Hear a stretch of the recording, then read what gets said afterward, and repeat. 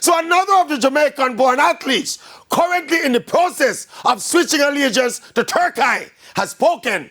Long jumper Wayne Pinnock spoke his truth about making this big move. Man basically said this was a life-changing opportunity he simply could not refuse, especially when considering the benefits to his family. He also spoke of having Olympic medal success for Jamaica without the commensurate thank you.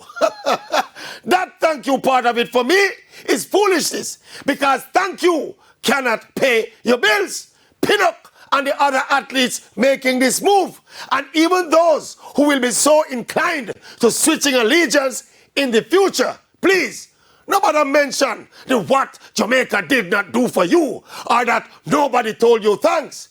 In 2025, people don't work for thanks. Just stick to the narrative around the life-changing, once-in-a-lifetime opportunity that was too good to refuse. That argument, you cannot lose.